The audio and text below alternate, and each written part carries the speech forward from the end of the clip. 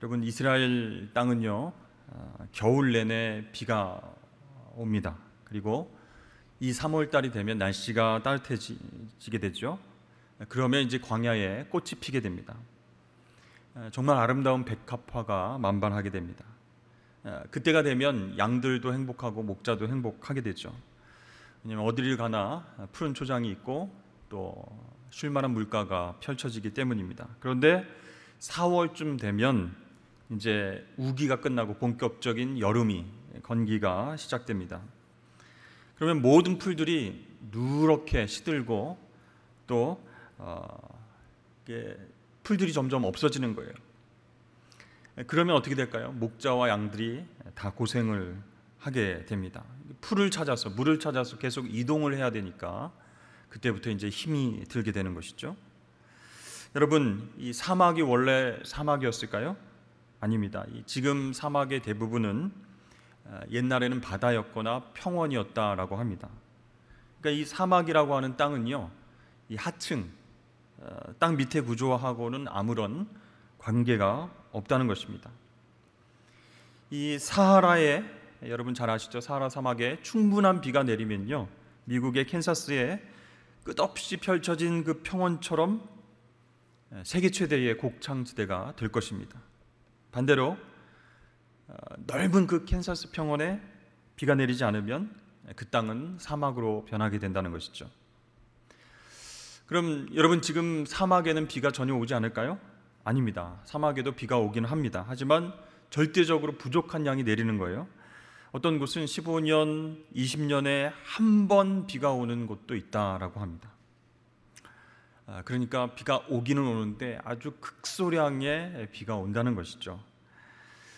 지구상에서 가장 아름다운 사막이 있는데요, 요르단에 있는 와디럼이라고 하는 곳입니다.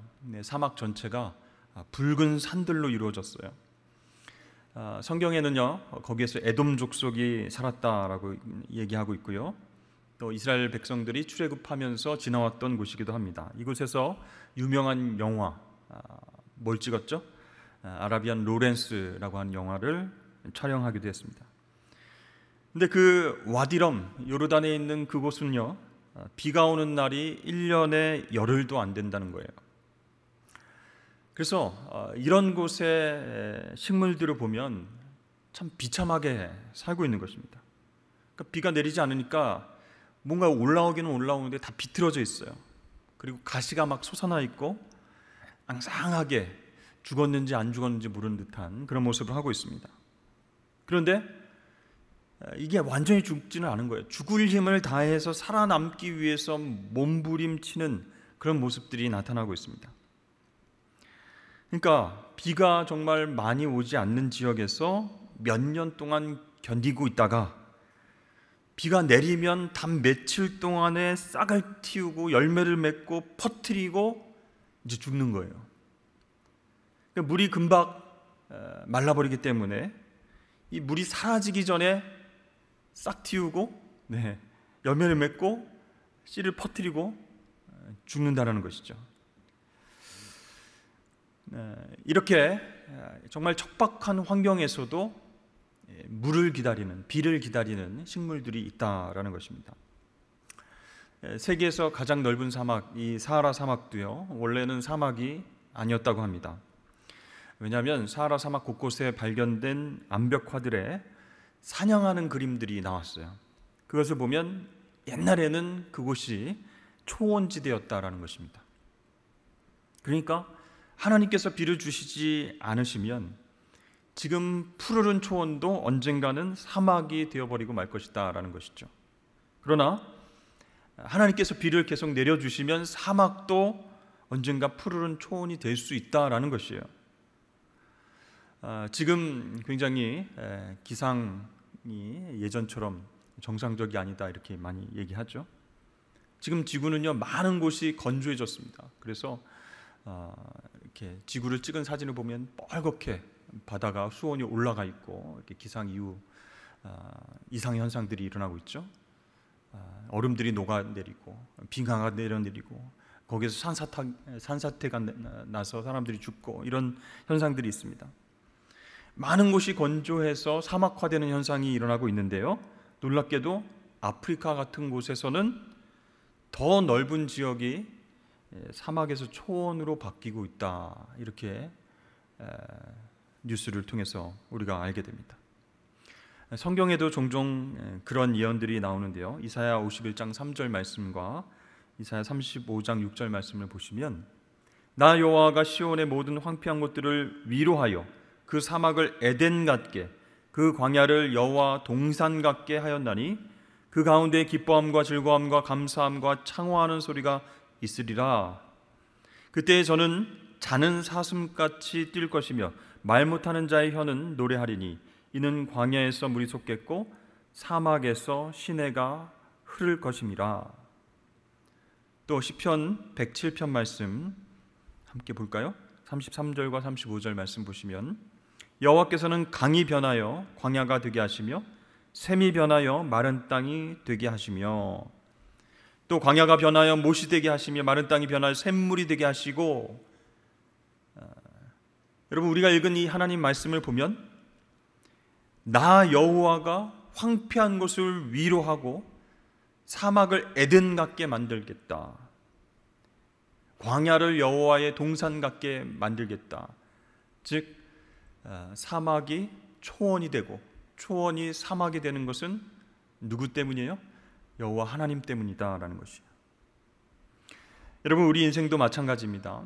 지금 우리가 정말 풍요로운 가나안에서 살고 있다라고 할지라도 하나님께서 하늘문을 탁 닫으시고 축복의 비를 내려주시지 않으면 우리는 광야 같은 삶을 살게 될 것입니다. 또 지금 광야를 지나고 있다 할지라도 하나님께서 단비를 그때그때 내려주시면 우리의 인생은 초원으로 변하게 될 줄로 믿습니다. 오늘 본문 말씀 보시면요, 광야와 메마른 땅이 기뻐한다, 사람처럼 기뻐한다 그랬어요. 또 사막에는 백합화가 피어서 즐거워할 것이다, 기뻐하면서 하나님을 찬양하게 될 것이다. 그리고 여호와의 영광 곧 하나님의 아름다움을 보게 될 것이다 라고 말씀하고 있습니다. 그러니까 모르는 일이에요.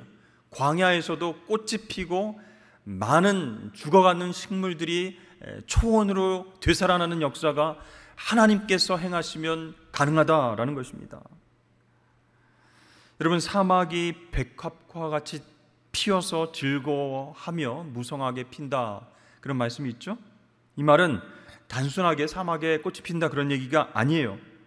메마른 사막이 꽃처럼 활짝 피어날 것이다, 그런 얘기예요. 사막이 꽃처럼 피어난다. 그러니까 꽃봉오리가 열리면서 꽃이 만개하며 피어나듯이 사막도 그렇게 피어날 것이다, 이런 뜻이에요. 사막이 살아날 것이다, 생명들이 살아나갈 수 있는 그런 장소가 될 것이다, 그런 뜻이에요. 그러니까 사막의 회복을 예언하고 있는 말씀이라는 거예요. 여러분, 이것은요, 지정학적인 어떤 사막과 광야와 또 초원을 이야기하는 것이 아닙니다. 광야 같은 우리 마음이 하나님께서 은혜의 단비를 부어주실 때 회복의 역사가 일어난다. 하나님 하늘문을 여시고 은혜의 비, 축복의 비, 그것을 내려주시면 광야와 같이 폭복한 인생도 여러분 꽃처럼 활짝 피어나게 될 줄로 믿습니다. 우리는 소망을 버려서는 안 된다는 거예요. 코로나가 언제 끝날 것인지, 우리의 일상이 언제 예전처럼 회복될 것인지, 다시는 예전으로 돌아갈 수 없다라고 하는 어떤 많은 사람들의 뉴스와 이야기를 들으면서 우리의 예배와 우리의 삶과 우리의 꿈과 비전도 없어지는 것은 아닌지 두려워할 수 있습니다. 그러나 광야 같은 우리의 삶 가운데에 하나님이 개입하시면, 하늘문을 열고 은혜의 비를 부어주시면 여러분, 광야도 사막도 꽃처럼 피어나는 놀라운 회복이 있을 줄로 믿으시길 바랍니다. 여러분, 신명기 28장 말씀을 보면요, 하나님 말씀을 순종할 때 하나님의 주시는 복 가운데 하나가 비를 내려주신다라는 말씀이 있어요. 신명기 28장 12절 말씀 우리 함께 읽어보겠습니다. 시작. 여호와께서 너를 위하여 하늘의 아름다운 보고를 여시사 내 땅에 때를 따라 비를 내리시고 모든 일에 복을 주시리니 내가 많은 민족에 꾸어줄지라도 너는 꾸지 아니할 것이요. 그리고 밑에 말씀 읽겠습니다. 시작. 내 머리 위에 하늘은 노시 되고 내 아래의 땅은 철이 될 것이며 여호와께서 비 대신에 티끌과 모래를 내 땅에 내시리니 그것들이 하늘에서 내 위에 내려 마침내 너를 멸하리라. 아멘. 구약 성경 가운데서 하나님께서 내리시는 징벌이 있습니다. 세 가지가 있는데요. 전쟁, 전염병, 마지막은 기근입니다. 하나님께서 하나님의 백성들에게 은혜의 단비, 축복의 단비를 내려주시면 하나님의 백성들은 광야 같은 황폐한 삶 가운데서 꽃을 피면서 초원 가운데에서 살아갈 수 있다는 것입니다. 그리고 하나님께서 우리에게 은혜의 단비를 내려주시지 않으면 지금은 초원처럼 풍요로운 삶 살고 있지만 나중에는 광야처럼 사막처럼 황폐하게 변하게 될 것이다 라는 것이에요. 에스겔 34장 말씀에 이런 말씀이 있습니다. 내가 그들에게 복을 내리고 내 산 사방에 복을 내리며 때를 따라 소낙비를 내리되 복된 소낙비를 내리리라 이렇게 말씀하십니다. 비를 내리되 어떤 비를 내려주신가 봤더니 복된 소낙비, 영어로는 shower of blessing 이렇게 나와 있습니다. 축복의 소낙이. 여러분 이것은요 복을 소낙비처럼 많이 부어 주신다 그런 뜻이 아니고 비 자체가 축복이 된다라는 것이에요. 유대인들은요 살아가면서 팔레스타인 땅에 살아가면서 비가 오면 그 자체를 축복으로 여깁니다. 우리 같으면은 비가 오면 아우 왜 이렇게 비가 많이 와, 또 비가 오네 하면서 귀찮아하면서 우산을 계속 들고 다니죠. 그런데 유대인들은요 비가 와도 우산을 쓰거나 비를 피하려고 하지 않는, 그냥 자연스럽게 비를 맞습니다. 기뻐하면서 비를 맞아요. 이 비가 하나님께서 내려주시는 축복이다 이렇게 생각하기 때문입니다. 구약 성경에 보면 하나님의 징벌로 나타나는 기근 이야기가 많이 나오죠. 아브라함이요 가나안에 기근이 들었을 때에 이집트로 양식을 구하러 떠났습니다. 또 이삭이 기근을 만났지만 하나님께서 이집트로 내려가지 말라 이렇게 말씀하셨죠. 그래서 그랄 땅에 머무르게 됩니다. 야곱의 11 아들도 양식을 구하기 위해서 이집트로 내려갔다가 총리가 된 요셉을 만나게 됐습니다. 왜 이스라엘 백성들이 기근 만날 때마다 이집트로 내려갔을까요? 이집트에는 나일강이 있기 때문에 사시사철 물이 흘러요. 기근이 있을 수 없어요. 흉년이 드는 일이 별로 없습니다. 그러나 이스라엘은 요단강이 비가 내리지 않으면요 금방 말라버립니다. 농사를 지을 수 있는 물을 공급받을 수 없어요. 그래서 이스라엘 땅 자체가, 지리 자체가 비가 와야 농사를 지을 수 있는 땅입니다. 자, 하나님께서 그들을 축복하실 때 비를 내려주겠다라고 하신 약속도 이런 맥락에서 우리가 이해할 수 있습니다. 그리고 이스라엘 백성들이 잘못했을 때 하나님이 다른 것이 아니라 비를 내려주지 않겠다라고 징벌하신 그 말씀도 이런 맥락에서 이해할 수 있어요. 우리 인생도 마찬가지입니다. 하나님께서 우리에게 하늘문 닫아버리시면 우리 인생은 사막과 같이 변하게 됩니다. 삶이 메마르고 퍽퍽하고 고단하게 됩니다. 그러나 하나님께서 우리에게 하늘문을 활짝 열어주시고 축복의 비를 내려주시면 광야 같은 삶 가운데 꽃이 피어나고 정말 감사와 기쁨이 넘쳐나는 삶을 살 수 있게 된다라는 것이죠. 여러분, 오늘 말씀을 짧은 말씀이지만 기억하실 수 있길 바랍니다.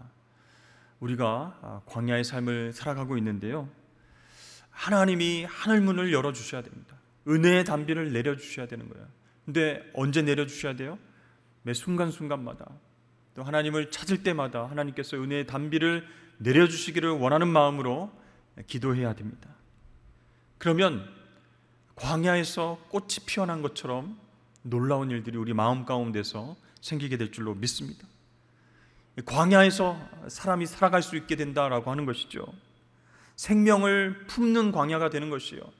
세상 사람들은 이런 환경 속에서 우리는 살지 못해, 다른 곳으로 이사를 하든지 돈이 많은 곳, 도시가 잘 발달된 곳, 살기 편안한 곳, 비가 많이 와도 침수되지 않는 곳, 그것을 향해서 이동하지만 하나님의 백성들은 광야와 같은 환경 속에서도 하나님께서 단비를 내려주시면, 은혜의 단비를 내려주시면 그 광야를 품고 살아갈 수 있는 거예요. 그곳에서 하나님의 향기를, 하나님의 은혜를 전달하면서 살아가는 하나님의 백성이 될 줄로 믿습니다. 여러분, 여러분의 심령은 어떻습니까? 메말라 있지 않습니까? 우리 함께 기도하자, 우리 함께 말씀 묵상하자, 우리 함께 찬양하자라고 주변에서 아무리 권면하여도 우리 마음 자체가 딱딱하게 메말라 있기 때문에 그런 권면의 이야기가 튕겨져 나가는 거예요. 하나님의 말씀의 씨앗이 뿌려질 때 광야와 같은 사막화된 우리의 마음 가운데에 그 말씀의 씨앗을 품지 못해서 계속해서 튕겨져 나가는 우리의 삶이 아닌지 모르겠습니다. 여러분, 사막과 같은, 광야와 같은 우리의 심령, 또 우리의 가정, 우리 인생 가운데 하나님의 말씀의 생수가 부어지길 주의 이름으로 축복합니다. 그 말씀의 생수가 흘러 들어오면요, 우리의 심령과 우리의 가정과 우리의 일터 가운데에 정말로 하나님께서 허락하신 놀라운 아름다운 꽃들이 피게 될 줄로 믿습니다. 그것을 기대하며 살아갈 수 있어야 되는 것이에요. 여러분, 오늘 하나님의 단비를 사모하면서 인생의 광야와 같은 어려움이 있지만은 하나님 오늘도 내려주십시오. 은혜의 단비가 필요합니다. 하나님 오늘 이 순간에도 하나님의 은혜가 필요합니다. 기도하면서 승리하실 수 있는 저와 여러분 되시길 주의 이름 축복합니다.